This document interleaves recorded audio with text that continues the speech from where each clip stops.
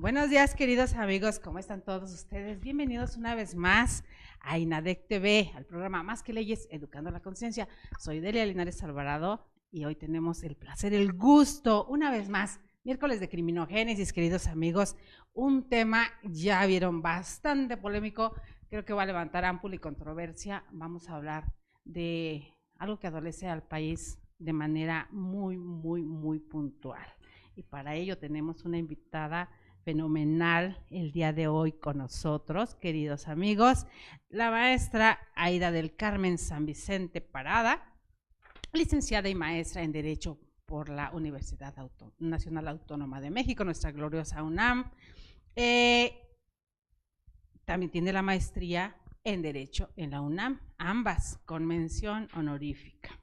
Nada más y nada menos, con estudios en Pedagogía por la Facultad de Filosofía y Letras, recipiendaria de la medalla Alfonso Caso en 2014, presidenta del Grupo de Retórica y Argumentación Jurídica, analista en Latitud Megalópolis, dictaminadora en la Revista Mexicana de la Facultad de Derecho, miembro del Colegio de Profesores de Derecho Civil de la UNAM, miembro del Comité Académico de Prevalidación de Reactivos del EXIPA.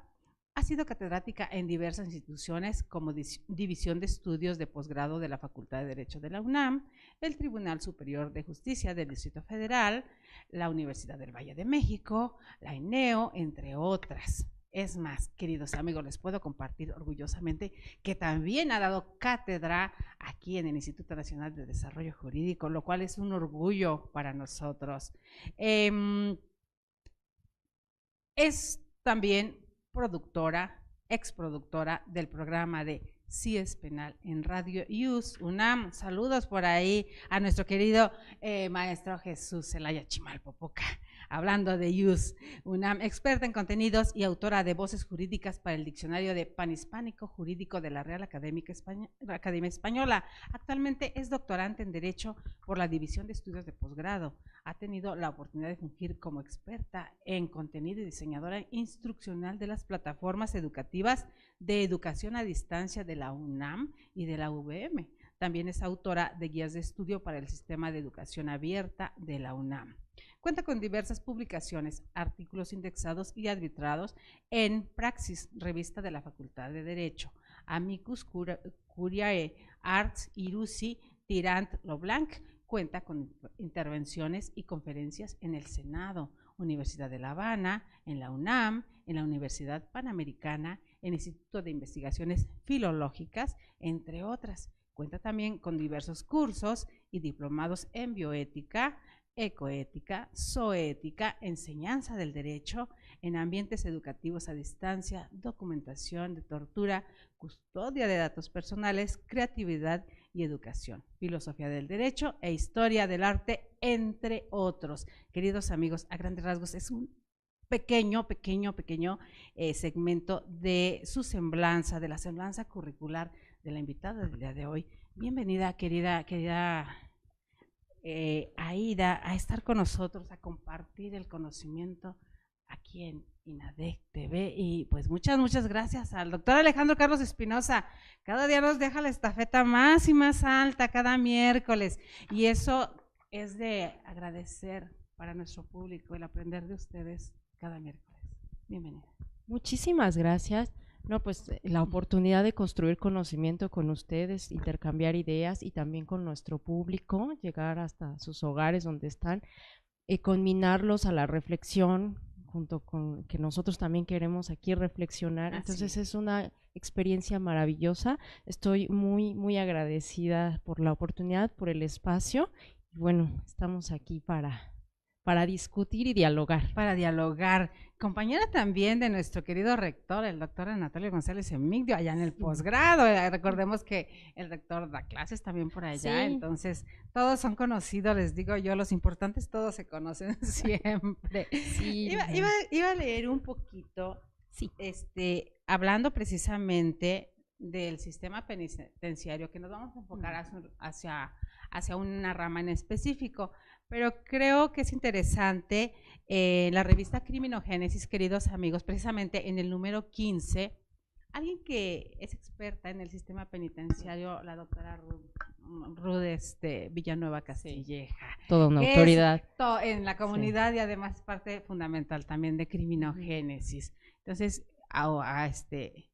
aduciendo a eso, me voy a permitir leer un poquito sobre su tema que en el número 15 nos comparte, que precisamente es el sistema penitenciario en México.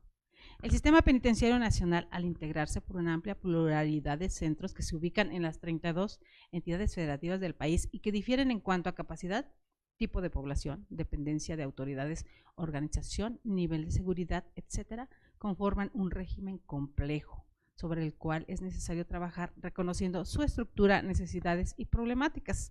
Para ello existe una importante herramienta que es el Diagnóstico Nacional de Supervisión Penitenciaria, el cual elabora la Comisión Nacional de los Derechos Humanos y que ha probado su eficacia, permitiendo identificar deficiencias, logros y áreas de oportunidad para el cumplimiento de los fines encaminados a la atención de las personas privadas de la libertad en concordancia con la normatividad aplicable que establece los estándares nacionales e internacionales sobre la materia. El diagnóstico de 2017 muestra la situación existente en 198 centros varoniles, femeniles y mixtos, de los 378 que se encontraban en funcionamiento al inicio de ese año, de los cuales 131, el 47.81%, son locales, de un total de 274 existentes en el territorio nacional. La población que se encontraba interna durante la supervisión de los cerezos visitados fue de 161.855 personas privadas de la libertad, lo que corresponde al 84.75% del total de la población recluida en centros estatales. Se encuentran incluidos además los 20 centros federales en funcionamiento al considerar el Ceferezo número 17 en Michoacán, que inició actividades ese mismo año, además del Centro Federal de Rehabilitación Psicosocial y los 4 establecimientos que conforman el complejo penitenciario de las Islas Marías, que ahora ya va a ser museo, ¿verdad? Con una población total de 21.906 personas privadas de su libertad. De igual manera se presentan las tres prisiones militares mismas que albergaban al momento de la visita a 539 personas internas, pero ese es un tema que se cuece muy aparte, queridos amigos. La evaluación a centros que dependen de autoridades municipales se realizó sobre una muestra de 44 centros, de un total de 84 que se encontraban funcionando al inicio de 2017, encontrándose durante las visitas a 2.529 internos, lo que representaba el 75.08% de la población recluida en estas instituciones, por lo que en conjunto la muestra global de cerezos, ceferezos, prisiones militares, así como las cárceles municipales, abarcó el 86.16% del total de la población penitenciaria nacional. Pero aquí viene un tema muy importante y es al que nos vamos a abocar. La situación, yo comentaba, querida, con catedráticos que nos hacen favor de estar con nosotros, ese tema donde pareciera que seguimos todavía en el medioevo, en otras situaciones referente a mujeres y hombres. Y lo comentábamos con defensores de derechos humanos, con catedráticos, estudiosos del derecho penal y con filósofos. Cuando una mujer es recluida y cuando un hombre es recluso. Las mujeres pueden pasar 5, 10, 15, 20 años y a pesar de todas las vejaciones del mundo que reciben para poder ingresar, siguen yendo. En el caso de las mujeres, es increíble cómo prácticamente son abandonadas, no solamente por la pareja, por la familia, por los hijos, por la sociedad misma. Abocándonos al tema de maternidad en prisión, que es un tema muy, muy complicado. ¿Qué otra visión tenemos ahí? Bueno, pues sí, lamentablemente la situación de más marginación, muchas de estas mujeres han delinquido por pobreza, también es necesario señalarlo, y bueno, las ha orillado a tener esta vida de delincuencia, caen en reclusión. Y si bien el artículo 10 de la Ley Nacional de Ejecución dice, bueno, tienen derecho a la maternidad y a la lactancia, pero desde mi punto de vista, entonces se les permite que el niño conviva con ellas. En celda, yo le llamo la infancia en cautiverio, porque se me hace sumamente injusto y reprochable condenar a un niño a un ambiente que no es para un niño. y que sin embargo, bueno, se necesita presencia de mamá, se necesita este aspecto, pero yo creo que está muy olvidado, es esta parte olvidada que tenemos en prisión, entre muchos otros temas, que es muy amplio esto, pero se me hace grave porque no dignificamos a estos niños, ¿no? Están invisibles, casi nadie conoce sobre yo se lo platicaba a una amiga que es pedagoga y me decía, ¿cómo viven ahí? ¿Cómo un niño metido ahí? Entonces se sorprendió mucho y dice, yo en mi vida me imaginaba que sucediera esto y que en la ley estuviera regulado. Y es que sí, no hay, lo que yo planteo mucho es, bueno, se puede permitir la maternidad en estos espacios porque la presencia de mamá, el calor de mamá es necesario, el que vivan su maternidad, su lactancia lo es, el niño necesita los cuidados parentales, pero ¿en qué condiciones? ¿En qué condiciones si ni siquiera luego las van a ver? ¿En qué condiciones si luego viven 4 o 6 en una celda y muchas de ellas también manejan adicciones? ¿Cómo va a estar un niño ahí? Uno se pone a pensar. Se pone a reflexionar. ¿Cómo? Sí. Yo creo que gran parte del ejercicio que hoy vamos a llevar a cabo desde aquí del estudio de INADEC es llamando a la reflexión, ¿no? Sí, aduciendo al nombre del programa completo, queridos amigos, que es más que leyes, educando la conciencia, para que nos den su opinión al respecto, que nos sigan en vivo y nos den su opinión al respecto. Doctora Almadelia Canseco, un saludo. Un saludo a nuestro cariño y esperamos por aquí sus contribuciones, por favor. Nos decían en el censo del INEGI, que ya tiene un buen rato, que apenas van a llevar otro, hablaban de 549 niños. Sí. Pero aquí hay otra situación también, y es la controversia grande. ¿Dónde queda el interés superior del menor?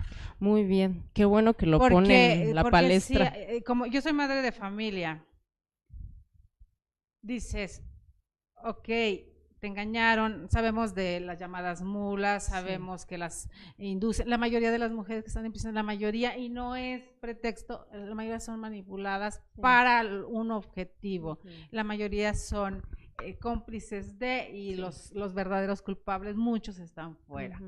Pero otra situación todavía más grave, que ingreses cuando estás embarazada, como estas mulas que precisamente las embarazan para que no las revisen en las aduanas. Ingresas a la prisión cuando estás embarazada y ya tienes a tu hijo ahí. Esa es una situación. Pero hay otra situación también que ahorita esperemos que nos ayude a analizar cada uno de los casos. Cuando están una condena de 10, 15, 20, hasta 50 años en la prisión y deciden embarazarse adentro. También. Eso como mujer a mí sí me pega y me indigna, porque muchos aducen, y ahí es donde se crea la controversia, que se embarazan con el fin de obtener canonjías, de obtener beneficios. Conmutación de pena. O dentro de las cárceles.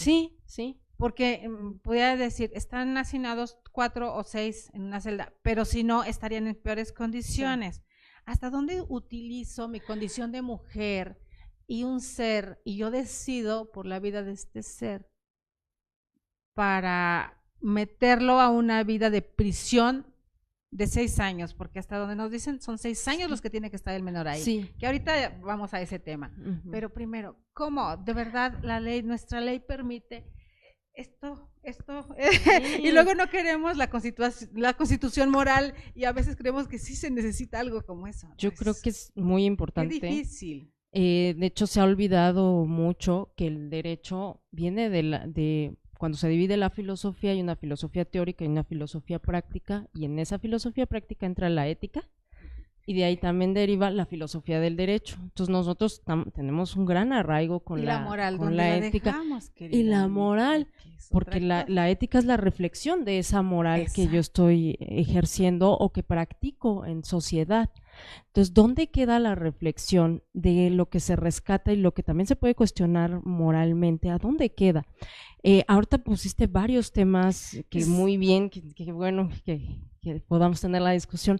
Hay varios temas ahí. Interés superior del menor, ¿no? Artículo 4 constitucional, 3º de la Convención de los Derechos del Niño, y dice, tiene que ser eje rector para el Estado llevar a cabo las leyes en atención a lo que más le favorezca y dignifique al niño. A grandes rasgos nos marca eso. Ley General de los Derechos de Niñas, Niños y Adolescentes 3 y 6 lo vuelven a remarcar, y cuando hacen este artículo 10 de la Ley Nacional de Ejecución, o cuando se les permite embarazarse en prisión, ¿dónde queda el interés superior del menor? Y aprovechando y abusando, no se me hace toda la plataforma, porque aquí nadie nos limita y podemos decir todo para invitar a la reflexión. Sí, yo creo que no es la decisión y no se les debería de permitir. O sea, una cosa es que ingrese embarazada. Exacto. O que delinquió y acababa de tener un niño de 3 años y lo estaba criando, o menos. Bueno, pero embarazarse en prisión sí se habla bueno, yo puedo presumir que hay una instrumentalización de mi condición de mujer, de mi cuerpo, para manipular la justicia y las leyes a mi favor. Para obtener, beneficios, pero ¿a costa de qué? De enclaustrar a un niño y condenarlo a un desarrollo limitado en una celda. No es la decisión realmente de una mujer sana y responsable. Emocionalmente, intelectualmente, psicológicamente.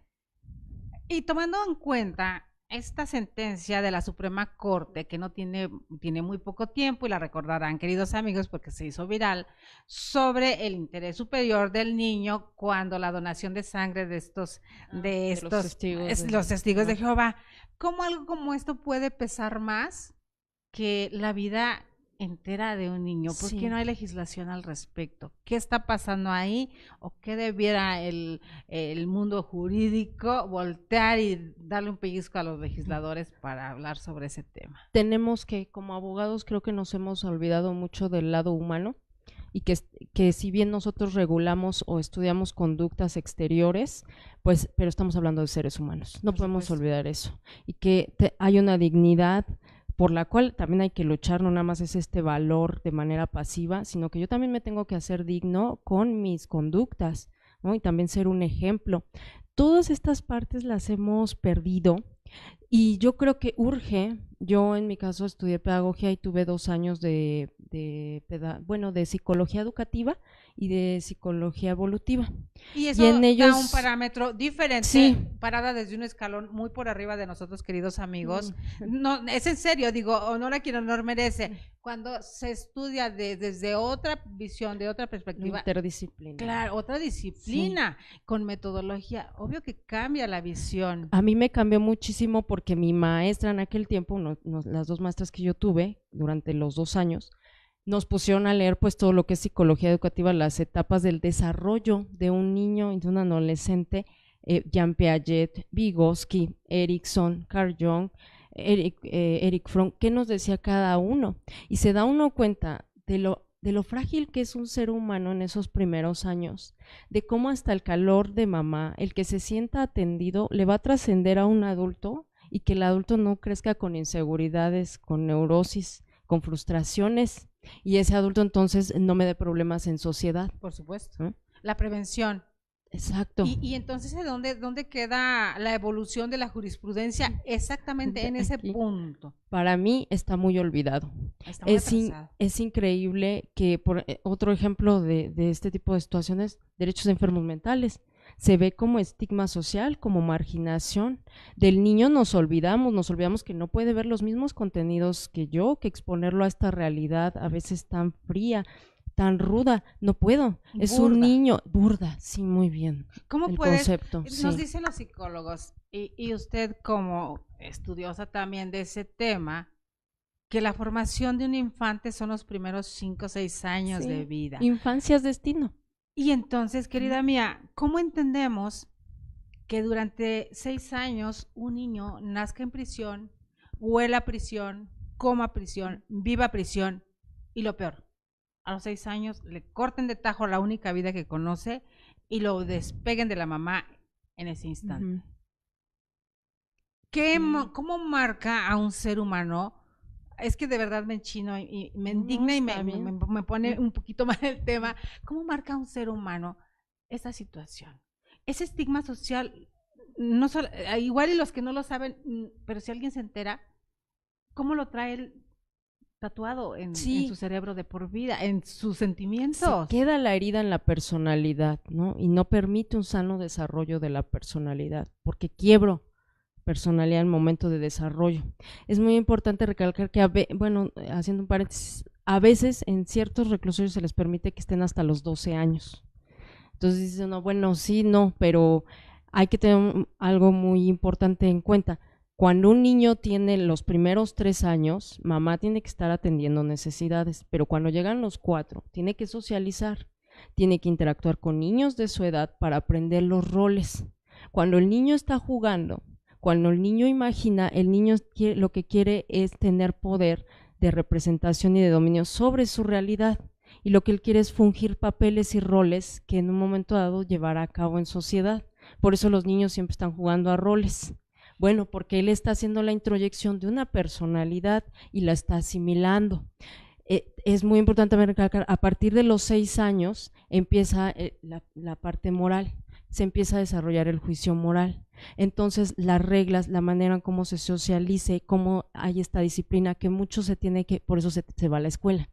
Por eso a partir de los 6 años nos mandan a la escuela. La interacción social, que sí, es primordial para porque el ser humano. tengo que, es increíble, pero bueno, la introyección acaba siendo el que me digan eso no, y después voy yo autorregulando. Eso te corresponde sí, por tu género, esto no, y ya después en conciencia. No debo de tomar lo ajeno. Las ¿no? normas, las reglas. No debo de lastimar a nadie cuando juegue. Bueno, la moral. Sí, ahí está la moral. Entonces voy haciendo la introyección mentalmente y ya no me tienen que decir. Se supone que ese es el proceso de socialización que tenemos en la escuela, que ya no me van a tener que decir, sino que yo solo. Ya voy yo autorregulando mi conducta y decir, no, a mí me enseñaron que eso no es correcto, que tomar lo ajeno no es lo correcto, no lo debo de hacer, ahí viene lo moral. Por eso tenemos estos procesos donde hasta cuando el niño juega, hasta cuando el niño está dibujando, el niño se está desarrollando. De ahí, por eso cuando digo, bueno, ¿y el legislador qué no vio eso? ¿Cómo es posible que ignoremos hacia la infancia? ¿Cómo es posible que la frustremos? ¿Cómo es posible que le cortemos toda su espontaneidad? Y ya no empecemos a los entre 8 y 12 años. Pues cargando la culpabilidad de la mamá. Sí, cargando la culpa de la mamá, cargando esta situación vejatoria y de miseria que la mamá tiene, ¿no? Y lo condenas. Querida mía, aquí viene otra parte que nadie menciona. La importancia de la figura paterna. Estamos hablando de una cárcel de mujeres que regularmente los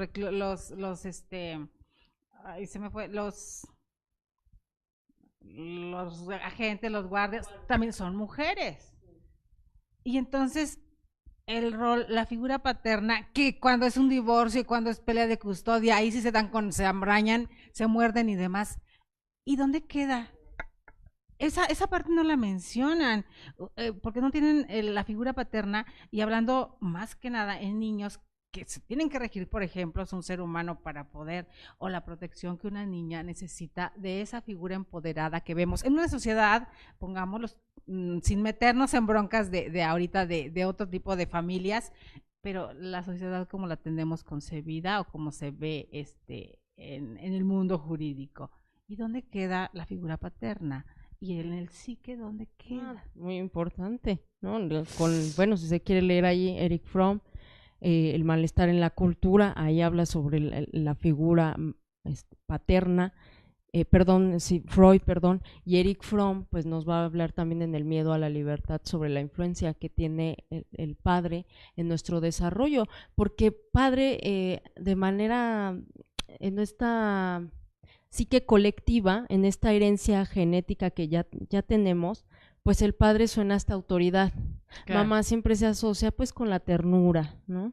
Sin entrar aquí en estereotipos, cuidado, ¿no? Sí. Pero el cuidado, ¿sí? Y el padre es esta protección y esta disciplina, y un niño se siente desamparado. Y el apoyo. Y luego el apoyo. Y luego, y es esta carencia siempre del padre, porque la ley dice, tiene derecho a la maternidad, pero desde mi punto de vista hace una indiscriminación indirecta porque desaloja la responsabilidad, como muy bien señalas, en automático. ¿Y el padre? Y entonces que no lo hacemos responsable. Tiene que, por regla, y lo más sano, es que el padre tiene que intervenir en la crianza del menor. porque lo ayuda también a entender su rol de género y a identificarse con lo diferente entre lo femenino y lo masculino. Cómo actúa, cómo se siente esta experiencia de lo femenino y lo masculino, y eso se ve con los dos padres, ¿no? Con padre y madre ahí presentes. Entonces, de todo esto nos olvidamos que el menor de 8 a 12 años tiene un despertar sexual, necesita intimidad, necesita hacer introyección, reflexión, vida privada. ¿Dónde va a tener estos espacios? Y muchas veces hasta los 12 años permanecen. ¿Dónde los va a tener? ¿Cuándo va a haber una autoridad? Pero esta autoridad que es amable, no la impositiva, que va a aprender en prisión. ¿Dónde? ¿Cuándo? Aparte, vámonos también a las excepciones. Aquí también hay excepciones. Cuando no hay nadie fuera para recibir al niño. Porque también esa parte no la tocan y no la dicen. Entonces, estos albergues, estos lugares, estos orfanatos o la calle. Y cuando ya te libras, porque te estás librando de una carga, hablando desde los impuestos, es una carga menos para el Estado el tener una boca menos allá adentro. La saco, se la traspolo al Estado, al municipio, a quien sea. Pero si él no puede, entonces al DIF o al CENDI o no, al guardería, a donde sea. Y cuando no hay a quién, ¿hasta qué edad tienen derecho los niños a estar cuidados por el Estado si no hay quien esté a cargo de ellos? 18 años. ¿no? Si acaso. Sí, acaso. En los que no se escapan, los que no. Exacto, lo que decía. En el mejor escenario los dejan hasta los 18 años y después también pues tú solo, ¿no? En el mejor escenario, la mayor parte del tiempo son niños que escapan, son niños que son discriminados, sufren mucha violencia. Entonces, y que salen al mundo como si de esos 18 años hubieran estado en prisión. Sí. Y ese mundo no lo conocen. No lo conocen. No, es lo que retomamos, no tienen el sentido ni la inclinación de la socialización. Entonces, por eso tenemos estas conductas y no hay prevención. Y es la cadena. Es un círculo vicioso. Es el cáncer social que nos persigue y luego estamos, bueno, es que la inseguridad, ¿Y sí, a será? veces, ¿por qué será? Exactamente. Y buscamos culpables. Y no nos hacemos responsables de decir, bueno, nosotros también como sociedad, ¿cuándo observamos las necesidades de estos niños? Yo cuando hice la investigación que salió en Inmexius, descubrí que sí, en 2015 me parece que estaban en 500, que la cifra que señalaba, pero que se estaba incrementando, ¿no? Yo lo que investigué todavía hace unos meses, se estaba incrementando. Entonces, la incidencia era mayor. ¿Y cuándo vemos estas cifras de estos niños?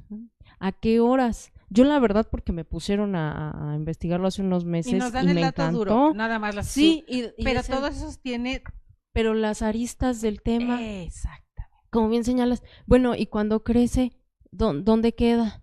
Y si la familia no lo recibe, ¿qué sucede? ¿Cuántos de esos 549, hablando del 2015, en qué condiciones están? No hay cifras. No hay datos, no hay historias. Yo me cansé de buscarlas, no las hay. Y eso habla de la profunda indiferencia que sentimos por estos niños, que nos da igual la infancia en México, que nos da igual que vean en el canal 2 cualquier cosa o en un canal que sea, nos da igual, no nos interesan los contenidos que están viendo. Los nada. comerciales. Los Ahora, aduciendo a la libertad de expresión y que la no censura y demás, de repente vemos tanta bombardeo completo de violencia. Sí. Sexualización de la infancia. Es otro tema. Exacto. Pero bueno, que despertar. El normalizar ciertas conductas. Sí, muy bien. Sí. Un niño, sí. y yo aquí difiero, y a lo mejor me voy a meter en problemas, pero en este programa, como en todos, uno se responsabiliza de su opinión. Sí.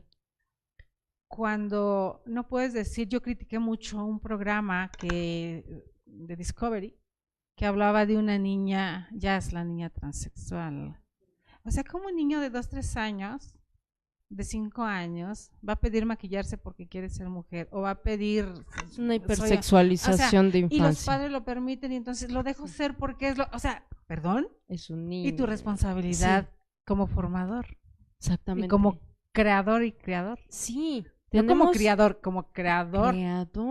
Tenemos en las manos una vida que es frágil y que está a mi cargo porque se supone que yo soy el adulto desarrollado. cuando estoy haciendo mi papel.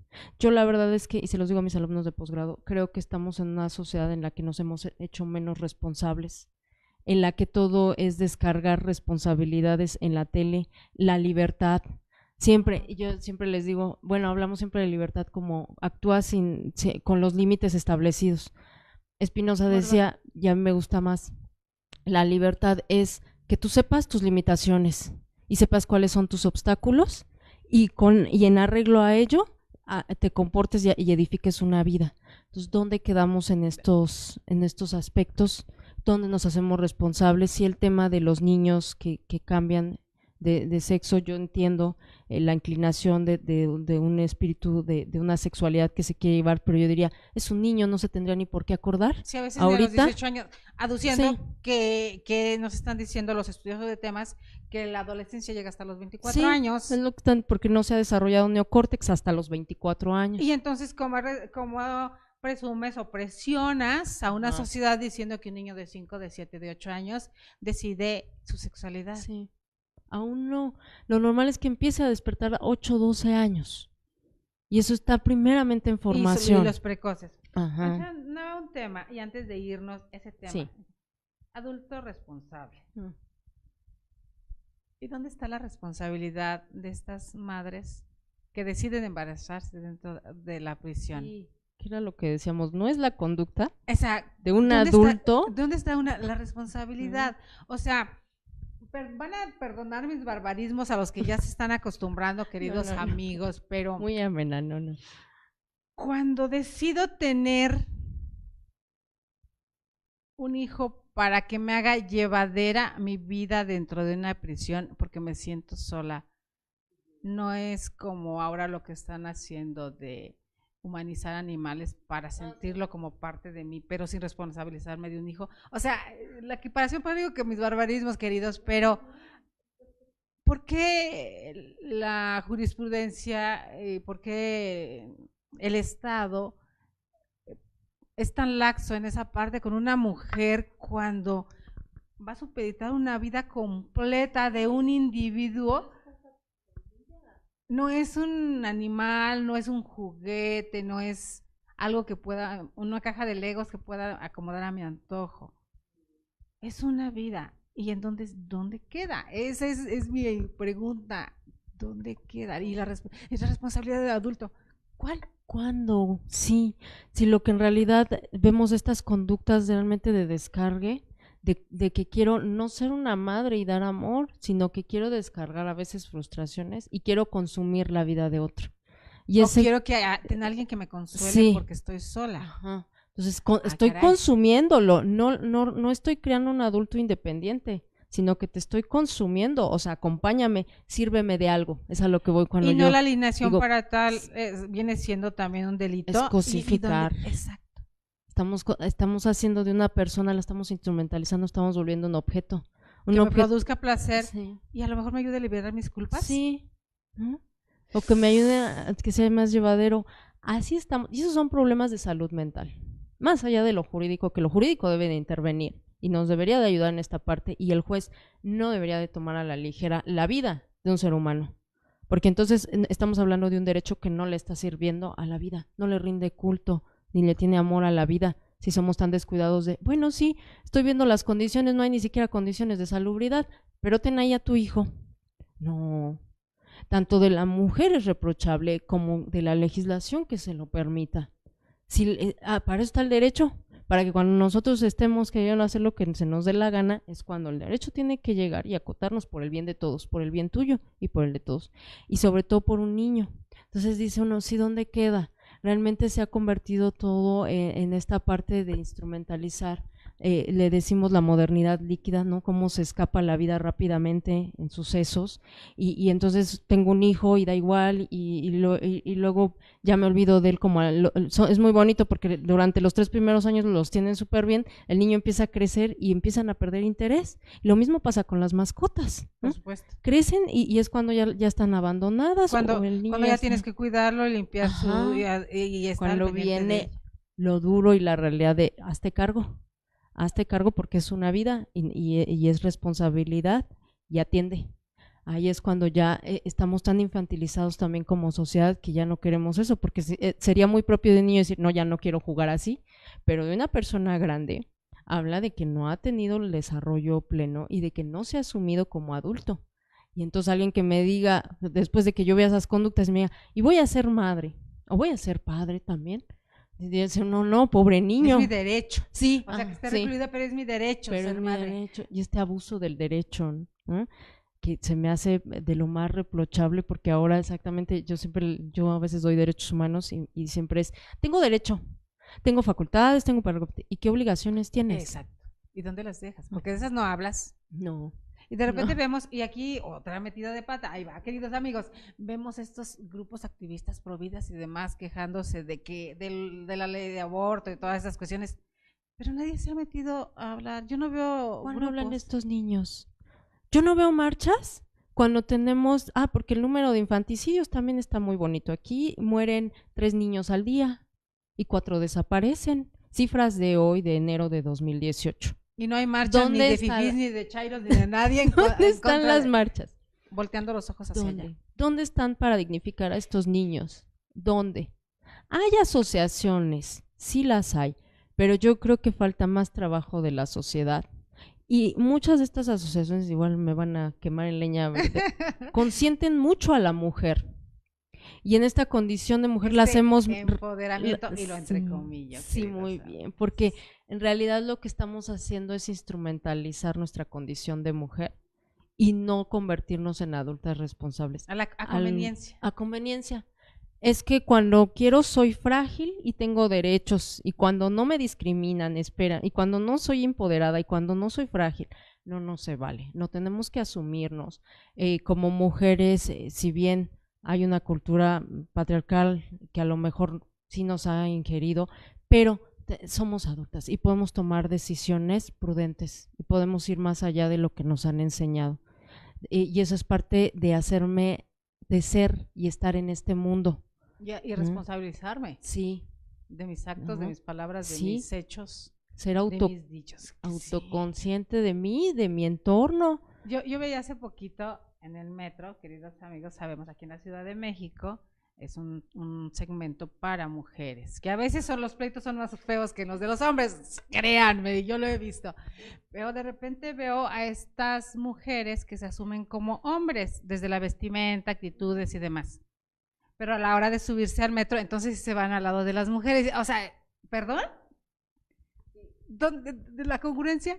Congruencia en nuestras acciones. Y si se quiere subir al de mujeres, un transexual o alguien que se asume como mujer, no la permiten. Entonces, esa incongruencia que tenemos como sociedad, ¿no? Esa doble moral también. Cuando me conviene, sí, cuando no me conviene, no. Exacto. No, tenemos que ser humanos de tiempo completo, responsables de tiempo completo, no nada más cuando me conviene. Sí, hay que trabajar. Son cosas que creo que en un mundo en el que estamos tan ocupados, nos hace falta luego esta introspección y reflexionar, bueno, si eso que estoy haciendo es correcto. La autocrítica, si eso que yo veo, creo que es primordial. Sí, porque estamos también muy consentidos, ¿no? Y, es que pobre como me de mí. Quiero que me consientan todos los demás. Sí. Estos ejercicios de autocompasión, pobre de mí, todas las circunstancias en contra de mí, y no me hago responsable y no me hago autocríticas. Lo veíamos ahorita, hay otro tema de metiche, lo veíamos con el tema de las guarderías. Es que el Estado, perdón, antes no existían guarderías y no se morían los niños porque no los cuidaba el Estado y porque no te daban para cuidarlos. Hay que hacernos responsables de nuestras acciones. Si no tengo es que yo lo veo así, digo, bueno, si con el perrito uno lo hace, en mi caso yo los adoro, pero yo no tengo tiempo para estar sacando al perrito ni para tenerlo en un buen espacio, no tengo. Mejor. Y me encantan, sí. Entonces no podemos tener esa reflexión. Entonces me compro uno de peluche. Sí. Con pilas. Yo lo que hago es donar a refugios, claro. ¿no? Ahí ahora sí que doy mi amor, pero o compro uno el de pilitas y su peluchito y todo más bonito, no afectamos terceras los vidas. Ahora en redes sociales. Sí, digo, son magníficos. Y ahí sacamos un poquito de esa necesidad que tenemos. Pero sí esta idea de, bueno, si ni siquiera con el perrito, pues menos con un ser humano, si yo no tengo tiempo para criarlo correctamente, Yo recuerdo que mamá, por ejemplo, y se lo agradezco infinitamente, los primeros 12 años de su vida dejó de trabajar para crearme a mí y a mi hermano. Por supuesto. Y le agradezco infinitamente yo haber contado con una mamá de tiempo completo los primeros 12 años, ¿no? Y un papá que se levantaba hasta más temprano para irme a dejar a la escuela y nos iba a recoger. O sea, la presencia de los padres, que no la estamos viendo, la descargamos en guardería, en la tele, en la tablet, entretente con, ¿no? Todo se ha hecho así y ya no tenemos entonces este ejercicio de asumir y decir, es mi paternidad, es mi maternidad, y Fue mi ahí decisión. sí, fue mi decisión Entonces y la asumo todas las consecuencias que conlleve. Y la responsabilidad. Eso es parte, sí, eso es parte de la maternidad. La maternidad no es nada más un hecho biológico, no es nada más porque tengo el aparato reproductivo y las condiciones biológicas para. No, la maternidad es toda una construcción psíquica y conlleva responsabilidad. Si yo no puedo hacer eso, y la paternidad lo mismo. Aquí todos. Ahí sí debería haber, ahí es donde Ahí se debiera luchar por la equidad Ahí sí. en la maternidad y paternidad. Pero es otra cuestión, queridos amigos. Sí, ya. Por aquí, nuestra querida Almadelia Canseco. Es un honor tener en miércoles de Criminogénesis a la maestra Aida del Carmen San Vicente, Orgullo UNAM, gran amiga y compañera. Sí. Se manda admiración. Besos, Maternidad Alma, en besos. prisión, nos dice la misma doctora Almadelia, un tema que ciertamente debe ser visibilizado y contribuir a educar la conciencia. El Estado tiene la inminente obligación de salvaguardar los intereses superior del niño, pero también los derechos de la mujer para ejercer su derecho a la maternidad. Son ambos personajes muy importantes. ¿Cuál es prioritario? Hablábamos hace poco de la Constitución y los derechos humanos, o de la Constitución en otro programa hace 8 días sobre la Constitución y un código penal y que hablábamos sobre Policía Federal, y entonces me decía, a ver, prima la Constitución, en algún lado debe primar uno que otro, ¿no? Entonces, estamos en controversia. En controversia. Para mí, ¿qué prima el niño? Porque ¿quién?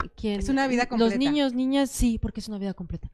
El y que tú puedes sale más, pero entre el que pierde más. Exacto. Sí, para mí.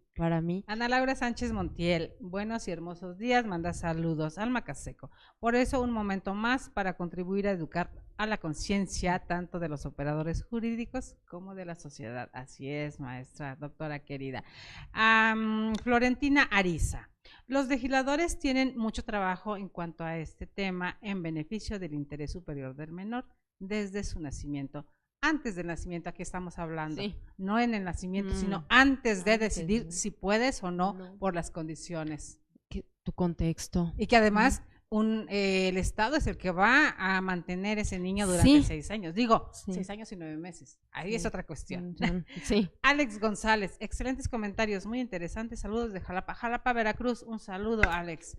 Florentina Ariza, muchas felicidades a la licenciada ponente, es totalmente puntual en el tema, exactamente, querida. Pues agradecemos infinitamente a Criminogénesis, al doctor Alejandro Carlos Espinosa, que les digo, catedráticos y gente muy especializada, nos comparta a los miércoles de Criminogénesis. Sigamos, querida mía, ¿qué podemos hacer? ¿Qué se vislumbra desde la parte jurídica o desde la parte psicológica que se pudiera hacer, aportando un pequeño granito de arena? Sí, algo, ¿no? Se trata de construir. Pues yo creo que es urgente que los legisladores vamos a citar a los psicólogos educativos. Exacto. ¿Quién es la persona que mejor me puede ayudar en este momento? Psicólogo educativo, psicólogo evolutivo, que me diga cómo se va desarrollando el cerebro de un niño y qué necesita hacer en cada etapa. Incluso lo vemos no sé qué año, siempre les digo a mis alumnos, los contenidos que vieron en primaria, en secundaria y todo, fueron arreglados conforme a las teorías de Jean Piaget. Porque Jean Piaget se puso a estudiar qué podía o no aprender un niño o qué posibilidades psicomotrices tenía para realizar ciertas cosas. Entonces traemos la tradición y esos programas educativos, por mucho creo que se les vilipendian y todo, están hechos con ese sentido. Porque, y si ya se logró en escuela, ¿por qué no reforzarlo también en ámbitos educativos? Claro. Tenemos que hacer más ruido sobre las necesidades que tienen los niños. Yo veo que los convierten en adultos chiquitos. Qué triste. Qué triste porque para ser niño, Desde la vestimenta. sí, desde la vestimenta, los comportamientos, es más, ya siempre estamos, el niño ni se acuerda, Las niñas pero con taconcitos. sí, Dices, con el labial. no, ¿Mm? pero más que nada dice, bueno, el labial se lo quita, se lo des. Ujú. Pero los taconcitos, Los taconcitos. la formación para un niño, su sistema óseo, sus Sí, muy piernas, bien, o sea, todo eso no, su no, no motilidad, su cuerpo se está desarrollando. Yo no puedo enclaustarlo con cierta vestimenta, necesito que esté lo más libre que pueda para correr, porque eso también lo está desarrollando. Entonces, sí tenemos que reivindicar la figura de los niños, sí tenemos que apuntalar más a la idea de es una existencia frágil y necesito echarle todas las ganas con un niño. La prioridad, y yo retomo artículo 4 constitucional, el Estado debe de legislar todo conforme al interés superior del niño. Entonces el que nos ¿Qué debe es el futuro? es el futuro ciudadano, ¿no? Son los futuros seres humanos que van a estar tomando aquí el control del país. Si no cuidamos, si no cosechamos, si no sembramos bien, ¿qué vamos a cosechar? Es muy importante, yo creo que sí hay que mucho estudio interdisciplinario. El derecho a veces creo que se ha ceñido mucho nada más a hacer sus ejercicios doctrinarios y a veces se olvida de que hay otras materias que nos pueden venir a dar muchísimo, antropología, psicología, la medicina también, cómo nos puede ayudar. Muchas veces yo con un médico la otra vez platicaba y me dice, Y ¿sabes? la historia en cada una de las ramas. ¿No? Un médico me decía, ¿sabes cuánto tiene que dormir bien un niño por la noche? 9 horas seguidas, porque si no, no produce 15. hasta 15. Y me dicen, pero tiene que ser en la noche, porque ahorita hay niños que se desvelan viendo la tele y me dicen, no crecen, porque es en la noche en la que el cuerpo, nuestro cuerpo también es otra cosa bellísima, solamente a esa hora produce la hormona del crecimiento y por eso crece un niño cuando duerme. Pero tiene que ser en horario nocturno porque nuestro organismo está programado para en la noche hacer esa producción, no en la tarde. Y no, exacto. Así de delicado. Así como nos decían los abuelos de sacar al niño que le da el sol a tales horas en la mañana.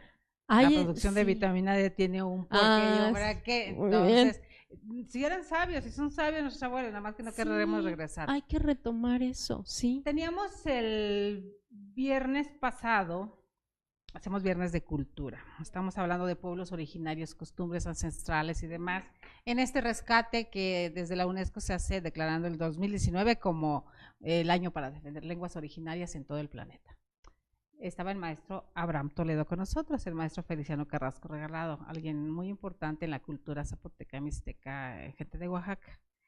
Y decía el maestro Abraham Toledo que él había sido como conejillo de indias el psicólogo de la UNAM. Un hombre muy estudioso, pero nos sorprendió con una declaración que nos da sobre que él fue amamantado hasta los 8 años, porque en su cultura y en su pueblo así están acostumbrados, el apego tan fuerte que debe haber entre un ser humano y otro. Y toqué el tema a colación, que ya lo estaba pensando en comentarlo, pero me dice Murdoch sobre la lactancia dentro de las cárceles, que esa es otra situación. Entonces, ¿cómo se logra? Hablando ahí de la psique de un ser humano, también, ¿qué pasa? ¿Qué pasa ahí ¿Qué adentro? pasa ahí? Porque es un mundo, un universo alterno, ¿no? Sí, no, y de lactancia la estudió mucho Freud, ¿no? Erikson. Sí. Erikson es una chulada, las 8 etapas del hombre, si la pueden leer, una chulada, porque no solamente son también los nutrientes que se recibe con la leche materna, que ahorita también se maneja un poco como violencia obstétrica, que luego sugiero yo aquí el tema. Aquellos que fuman tanto dicen que porque tienen esa carencia. Perdón por los que fuman, queridos amigos, pero digo, van por ahí. Bien. O quien come en demasía porque no hubo fijación oral, ¿no? Nos diría, qué bueno que la carencia. Sí, nos diría, es que no hubo esto y estamos buscando como adultos y tenemos estos círculos de fumar, de estar comiendo, el ansia también al hablar, porque faltó este vínculo con mamá, este calor que el menor que lo traemos en la genética, que en el cerebro, digo, eso ya es de cientos de años de evolución como seres humanos. Exacto. Y no lo vamos a borrar en 100 años. No, porque ha sido parte de la selección natural y nos ha ayudado a sobrevivir como especie.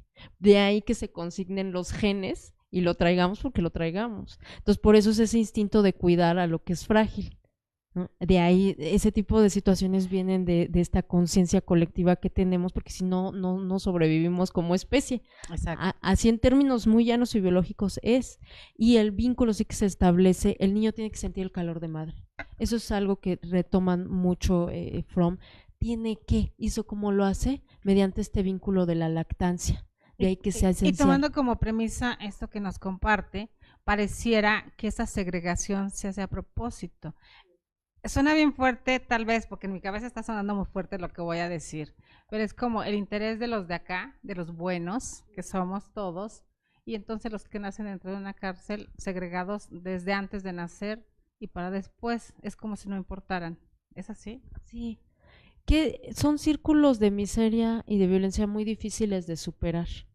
Se habla mucho de derechos humanos, a mí me encanta el tema, dignidad y todo, pero siempre, y la ONU nos lo ha dicho y todo el mundo lo dice, si yo no tengo condiciones materiales, no puedo ejercer derechos humanos. Es decir, si yo no hago algo por eliminar pobreza y para que la persona pueda acceder a una movilidad social, nunca voy a tener la plenitud de esta que hablan de derechos humanos, mucho menos de un desarrollo. Por eso nada más nos quedamos en la teoría bonita, pero la práctica, pues... Pero la práctica, sí.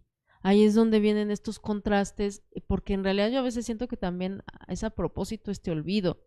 Es parte de una deshumanización. Dije, en mi cabeza está sonando muy fuerte y feo lo que voy a decir, pero es eso. O sea, no importan, sí, les damos los derechos a las mujeres para que estén adentro contentas y no se quejen. Es demagógico incluso. Exacto. Esa manipulación, híjole, ya nos estamos metiendo en terrenos bien complicados. Ay, no. Sí, bien complicados, pero si nos vamos analizándole un poquito más, y de eso se trata, queridos amigos, de que ustedes hagan la reflexión de meterlos, hacia el interior. Sí. En la mañana que venía hacia acá, sí, Javier, sí, Murdoch, ya, perdón, ya andamos, ya cuando nos empieza a mirar feos, porque ya casi nos estamos colgando, sí, ya sé que andamos en tiempo, y cuando estamos hablando de cosas interesantes nos vamos a colgar todo el tiempo. Somos dos mujeres acá. Y tengo un arma muy poderosa. La doctora, ella. Es que lo hace tan ameno, ¿no? Entonces, esa situación, yo le venía en la mañana y le comentaba al chofer en el taxi donde venía sobre el tema, porque como es alguien que me transporta continuamente, y está pendiente, y le preguntaba, y dice, o sea, ahora sí me metió en un lío, dice, es que como pues, no conozco a nadie, no tengo a nadie, o sea, como en esas condiciones, y entonces ahí es, wow, un porcentaje, pongámosle 98, 99% de los mexicanos no tenemos una mujer presa, una mujer privada de la libertad, como correctamente debe decirse, y entonces como nunca había pensado en el tema. Y entonces, como no he pensado en el tema, no voy a la reflexión, no voy al análisis, como si nunca me fuera a pasar. Entonces, aquí a donde vamos como hombres o como mujeres, hablando sobre la situación, deberíamos pensar en la igual proporción ambos sobre lo que puede pasar. Sí, yo creo que es esencial para que sobrevivamos como sociedad, para que sí realmente haya esta idea de construir una ciudadanía, porque lo que hacemos es que estamos muy ensimismados y bueno, si no estamos obligados, llega a ser tan amplio todo el tema que dice uno, bueno, ¿para dónde me tiro? Tengo yo también mis problemas personales. Por supuesto. ¿Qué hago? Apenas me da tiempo. Pero sí es necesario que lo abordemos porque eso en un futuro, todo lo que pasa a mi alrededor me afecta. Por supuesto. Entonces sí hay que, por eso este tipo de programas, este tipo de difusión de la cultura en general, está excelente. Yo la felicito, está excelente porque a esto necesitamos. Si bien las personas dicen, bueno, yo no tengo tiempo, pero voy medio manejando y me pongo los audífonos y ya escucho, ya me llamó la atención, después lo retomo. Bueno, así empezamos. Queda grabado. Sí, ahí está. Luego lo retomo. Yo luego lo que hago es que me gustan algún programa, lo guardo y luego se lo muestro a mi mamá, ¿no? Y ya me dice, ay, mira, yo no había pensado. ¿Sirve como tema de discusión? Sí. Qué bonito, igual con mis alumnos, ¿no? Hasta yo les pongo diferentes temas, siempre cada semestre les cambio temas y varío para enriquecer la clase. Entonces, así se tiene que hacer porque sí no sabemos todo, pero sí estamos obligados a darnos a la curiosidad de decir, bueno, ¿y qué pasa ahí? ¿no? Entonces, muy importante por eso visibilizar esto de la maternidad en prisión, esta infancia en cautiverio de los niños, hay que visibilizar, hay que hablarlo, sea bueno o malo lo que uno diga, pero ponerlo en la palestra para que no pase desapercibido. Eso es parte de construir poscultura. ¿No? Y la otra situación, querida mía, hablando del derecho comparado, no hay tema, no hay en México algo al respecto, porque de repente yo me estaba dando a la tarea, vamos a buscar con calma si se ha brevado en otros países sobre lo que está pasando con la maternidad en prisión en otros países. ¿Qué están haciendo? ¿Qué están implementando? ¿O cómo la viven también? Porque debe ser completamente diferente, sabiendo que cada país tiene sus reglas, su forma de hacer las cosas. Entonces, ¿hasta dónde también a los juristas tenemos que hacer más grande la visión y no centrarnos solamente en ciertas cuestiones? Sí. Así como yo también decía, sí, vean los estudios interdisciplinarios, vean qué están haciendo otros países. Yo recomiendo sobre todo, bueno, Argentina siempre ha tenido buen parangón para decirnos qué está haciendo. Colombia también ha representado varias cosas interesantes. Más hablando de Latinoamérica, que sí, tenemos de alguna forma el mismo idioma y ya exacto, eso nos ayuda. Yo por eso recomendaría, luego nos vamos al common law y Estados Unidos. Estados Unidos también tiene muchos ahí sus defectos. Queridas mías. ¿No? Pero sí, su calidad, su forma de vida es muy diferente, empezando por el idioma, el lenguaje, la cultura que ellos manejan, es diferente. Europa igual. Y si quisiéramos ejemplos, pues mejor vámonos con China y Japón. Digo, hay otra situación con los niños. En Japón, sobre todo. En Japón, la rigidez también con que se les cuida, pero también el amor que se les prodiga, es muy interesante ver. Y el prácticamente emanciparlos a cierta edad, no tirarlos de casa, sino enseñarlos a ser autosuficientes e independientes. Muy bien, impulsarlos. Sí, de hecho, yo cuando llevé psicología educativa veíamos cómo se creaba un niño. Fue un estudio muy interesante de un antropólogo que se fue con varias madres que al mismo momento estaban teniendo hijos en Japón, en Rusia, en Estados Unidos, y lo que decía él es que la madre japonesa tiene mucho al niño al lado y el niño se hace muy silente, por eso es una cultura como más de introspección, porque el niño está al lado y la madre en Estados Unidos, por ejemplo, es más de la idea de la guardería, hazte tú solito independiente, si lloras y me haces ruido, te atiendo, no tengo inconveniente, pero exhortan al niño a ser más extrovertido, claro. Por eso se va emancipando más pronto. Y más, yo sé que si me enojo, si grito y pataleo, es cuando me vas a hacer caso. Sí, exactamente, por eso decía, la cultura con Estados Unidos es más de esta apertura de hacer ruido que en Japón, porque allá es más el silencio, ¿no? Y es parte de su filosofía también oriental muy interesante. Y en Estados Unidos es más, entre más ruidos hagas mejor y entre más independiente te hagas, ¿no? La madre impulsa mucho. A los 18 ya, vete 18, a vivir solo. 16 ya se van a vivir solos y se emancipan completamente de familia. Esta familia muégano que sí se maneja más en México, a mí me encanta, pero sí es más la familia muégano, que estamos ahí viviendo con la abuelita, los papás se conjugan, hay varias generaciones, eso en Estados Unidos casi no se ve. Sí es muy diferente porque también están más acoplados a llevar una vida, digamos, con menos arraigo, más flotante. Su economía no es física, todo es crédito. Entonces eso también condiciona mucho mi comportamiento y lo que yo haga. Por eso yo siempre les digo, sí, el derecho comparado bonito, precioso, retomarlo, pero fíjate en los que también tengan rasgos culturales, por supuesto, similares a ti, para que la institución que quieras copiar o que estás estudiando realmente sí sea un estudio válido de comparación, ¿no? Un punto válido. Entonces yo combinaría a ver lo que están haciendo en Latinoamérica, comparar y también criticar, porque... sí, claro, y hablando sobre las madres y los hijos, digo, esta cultura nuestra del rebozo no es en balde. No. Perdón, queridos amigos, es el rebozo. Algún día vamos a hacer un programa sobre el rebozo, porque no solamente trae esta carga emocional de traerte, es que no es tanto acá para trabajar, pero tanto aquí para que siga escuchando el corazón todo el tiempo el bebé. Esa cultura y el rebozo, todas las funciones que tiene. Entonces, algún día en un viernes de cultura vamos a abocarnos a ese tema, pero ¿cómo lo compartimos cuando el trabajo acá, cuando vemos a las mujeres en África trabajando con el niño cargado? y que traen una olla en la cabeza y leña aquí y otra cosa acá y al niño cargado acá.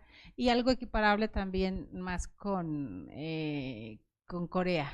Yo he visto videos de mujeres y lo compartí hace poco, tratando de compartir eso que ahora en redes es mucho más fácil, sobre mujeres albañiles trabajando con el niño cargado, enredado al torso, porque obviamente pues o no quiero dejarlo o no puedo dejarlo o no hay quien me lo cuide. Esas cuestiones de que allá donde no hay guarderías que se exijan, hay países, son cuestiones diferentes. Las mujeres que trabajamos toda la vida y que tenemos hijos, nos abocamos a la manera de cuidarlos o darles calidad más que cantidad, pero también por eso hay muchos autoempleos, ¿no? O el tener un negocio propio, hay formas, pero eso ya es cuestión de pensamientos, de formación, ¿no? Sí, de también lo que uno desee, ¿no? La idiosincrasia que también sí, tenemos. Sí, la cultura aprendida también en casa, ¿no? Esos microuniversos de cultura que también tenemos familiares. Yo, por ejemplo, siempre me digo, no, yo trabajo un montón, pero yo quisiera tener las posibilidades, la infraestructura para que el día que yo desea tener un hijo esté conmigo. Yo quiero disfrutar y no perderle su infancia, quiero darle tiempo, no quiero estar ausente, para mí sería algo muy doloroso tenerme que ausentar. Entonces, pero bueno, cada quien dirá. Y ya en nuestro sistema patriarcal, pues el que se ausenta 12 o 16 horas de casa es el papá, el padre, ¿no? Muy ausente el padre. Entonces, entonces para mí digo, ¿y de qué vale entonces tener un hijo si uno ni lo ve, si uno ni convive con él? Y entonces empezamos a humanizar mascotas. Sí, no se vale, no se vale. Entonces, todo eso tenemos que remontarlo. La idea se ha retomado muchísimo. Los psicólogos y los pedagogos extranjeros, cuando vieron esta cultura del rebozo, les encantó. Por supuesto. Y la recomiendan ahorita en la gran Europa, que están tan sofisticados. Que los hombres son los que más están utilizando. Sí, no rebozo como tal, pero telas largas sí, para tener al niño exacto. cerca, que el niño no se sienta abandonado. ¿Por qué? Porque si el niño siente abandono en esos meses que llora sin sosiego, le da ansiedad de grande. Por eso estas ideas de adicciones. Muchas de las adicciones es por la ansiedad que se generó. Pero teniendo al niño a cuestas, le enseño a que te atiendo, estoy aquí, pero déjame también ser independiente y hacer. Claro. ¿No? Entonces también eso le da una introyección muy poderosa al niño de aprender a amar y también de compartir y convivir, pero haciendo y siendo independiente. Por eso la cultura del rebozo es espectacular. Y ahí toca un tema muy, muy importante. Cuando los niños en prisión conviven con 4, 5, 6 mamás, ¿cómo definen el amor maternal si lo están recibiendo perdón por mi expresión, pero de una manada completa, aduciendo a los animales que se crían así? Pero no hay entonces una figura en específico.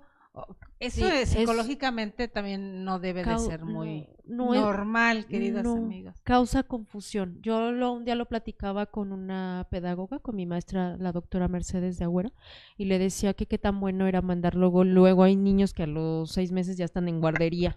A los 40 días, querida mía. Sí. Entonces yo le decía y me decía, no, porque el niño no aprende cuál es el calor de mamá.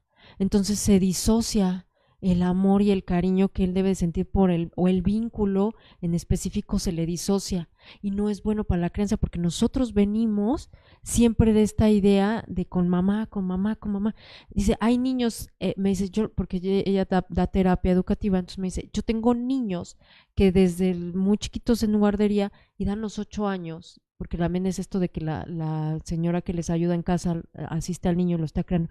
Entonces me dice, yo tengo niños que les pregunto, ¿quién es mamá? Esto que ahora ven tan de moda y bonito que pues, la chica de servicio les dé amor No, bueno, miren, no porque se confunde el menor y cuando le preguntan, ¿quién es mamá? Ella, no sé quién es realmente la que deba de tener yo el vínculo con ella y que cubrir mis necesidades, no lo sé. Como pasa en la familia cuando la mamá no es la que tiene la autoridad y cualquiera se atreve y cualquiera quiere ordenar y cualquiera quiere decir cómo se ha criado ese niño. Ahí también tenemos un problema, ¿eh? Yo en ese aspecto soy muy especial. A mis hijos nada más yo los educo. Mi mamá también fue muy endogámica, sí. Mis niños son mis niños. Y debiera ser así, o he vivido engañada durante mucho tiempo, porque de repente yo entendía eso sin estudiarlo, queridos, de que un niño debe tener solamente una figura, solamente un jefe de manada, dicen ahí, el que maneja, porque si no entiende, se disocia, como es así. Disocia personalidad. Y estos son estudios, ahorita se me está olvidando el nombre, me parece que es Monclús y Clau, quienes hacen su libro de antropología educativa. Y en ellos narran la experiencia de la URSS. En la URSS se entregaba el niño a la comunidad, porque es esta ideología, ¿no? Entonces se daba al niño a la comunidad.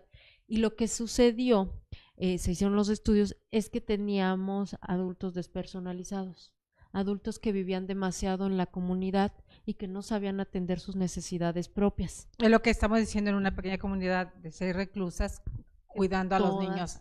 Sí, pues no es lo idóneo. Al menos los primeros años el niño tiene que identificar quién es mamá, porque también luego vienen los grandes corajes, ¿no? Me decía mi maestra Mercedes.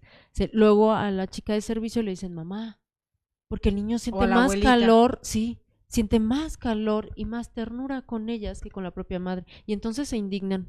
Ay, ¿cómo le dices? Hasta andan despidiendo a las muchachas, ¿no? Me dice. Por eso, pero bueno, pues te lo tienes que ganar ese vínculo, hay que construirlo, no nada más está ya predeterminado. Les digo, sí, en URSS, que hay ejercicios muy bonitos, también la escuela que fundó Makarenko con toda la ideología de la URSS y del comunismo, que era una escuela autosustentable, hacían muebles y los vendían, y rehabilitó las chicos, comunas, sí, por supuesto. Y rehabilitó chicos que eran presidiarios, pero horrible, ya tenían un historial de violencia feísimo, y Makarenko los rehabilitó. Pero un extremo de dejar al niño y despojarlo de un círculo familiar que le dé seguridad hace a adultos que sí sean inseguros y que no tengan una personalidad afianzada. Son estos adultos que no traen un criterio, y entonces cualquier cosa que les dicen la siguen, ¿no? Los maleables. Sí, muy maleables. Y que se tienen que adecuar para sentirse aceptados. Exactamente. Y entonces la autoestima está por los suelos si yo me pego a quien me dé un poquito de cariño. Sí. Y viene desde la tierna infancia. Sí, sí.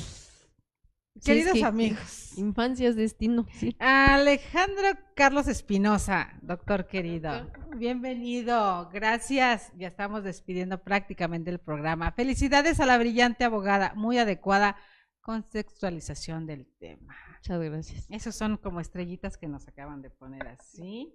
La aceptamos. Nos manda siempre catedráticos tan brillantes que nos dejan tanto. Queridos amigos, que esperamos que este miércoles de Criminogénesis nos lleve a la reflexión. Es un tema muy complicado, que si alguien es amigo de legisladores, por favor se los mande por ahí, porque de verdad urge legislación al respecto y que se vaya creando jurisprudencia también, porque no hay otra, necesitamos, Javier, algo está pasando por aquí. Le digo, primero nos estaban presionando que ya nos fuéramos y ahora lo veo que algo me va a escribir. Entonces, ahora espérenos, por favor, queridos. Mientras, les agradecemos infinitamente al doctor Alejandro Carlos Espinosa los miércoles de Criminogénesis. Recuerden, queridos amigos, que Criminogénesis en www.criminogénesis.com pueden encontrar los títulos de todos los libros, los títulos sobre el que les acabo de leer. Hay uno muy especial que a mí me gusta mucho, sobre derecho penal de sexo y género. Precisamente habla sobre la cuestión de mujeres. Es el número 8, que les he comentado que lo pueden encontrar por todos lados, ahí en Porrúa, que ya le vamos a cobrar las menciones, pero ahí los pueden encontrar. Al entrar en la página pueden checar de a qué tema se está refiriendo en específico el libro, y entonces a su gusto pueden ir comprando de a uno lo que más les llame la atención. Exacto. Y también está la otra, Cadena de Custodia, que es la revista hermanada y que va dirigida a policías y a militares, hablando sobre estos, los respondientes, los primeros respondientes, tanto que tenemos que aprender al respecto. Mucho la psicología que se necesita dentro de las instituciones, obviamente de la mano de catedráticos especializados con un lenguaje muy, muy amable. Recuerden, queridos, que estamos en todas las plataformas digitales, en Twitter, por ahí nos encuentran en Instagram con el hashtag Más que Leyes y con el hashtag INADEGTV, nos encuentran en todos lados. En YouTube estamos subiendo los programas un poco después para editarlos y nos queden todavía más chulos de bonitos. El día de mañana, los jueves, que tenemos un poco de ciencia y tecnología, por ahí les tenemos una sorpresa para hablar el día de mañana. Los esperamos, les agradecemos infinitamente que hayan estado con nosotros. Isaac Díaz, esa manera tan precisa de abordar los temas, muchas gracias por compartir con nosotros estas reflexiones, maestra Aida. Muchas gracias a ustedes que nos dan su tiempo al vernos, el espacio aquí tan bello, tan maravilloso. Y está bien. Si hay alguien empática y muy amena para entrevistar, mi totera, les digo, no, esa es mi profesión. No, me encantó. Yo he ido a varios, he tenido la experiencia en varias entrevistas, pero aquí uno se siente un ambiente tan familiar y con tanta confianza. Yo de verdad, si me prestas tutearte, te felicito. Gracias, es un honor para mí. Te tuteo por la confianza que me brindaste. Gracias. Entonces agradezco mucho el espacio, los felicito, enhorabuena que tengan estos espacios porque contribuye a que la población se entere de otras cosas. Pues aquí, gracias al doctor Anatolio González Emigdio, al Instituto Nacional de Desarrollo Jurídico, queridos amigos, Universidad INADEG, que con sus 12 campus andamos haciendo camino y tratando de llevar un poquito más, se los decimos cada lunes con los catedráticos, aquí también se trata de formar seres humanos, no solamente juristas y expertos, peritos en materias complicadas que son las ciencias forenses, sino el ser humano. Soy Delia Linares Alvarado, les agradezco infinitamente que hayan estado con nosotros. Tengan una tarde excelente. Gracias, maestra. Gracias a usted. Y el espacio está abierto con todo el gusto del mundo. Cuando quiera, aquí estamos. Claro que sí, lo disfruté mucho. Espero que otra vez. Gracias. Hasta luego. Sí, claro que sí. Que recuerden, ya ven, les digo que se me olvidan las cosas un poquito. Cuando uno se emociona y se apasiona un poquito. Recuerden, queridos, que desde aquí, de Más que Leyes, educamos la conciencia.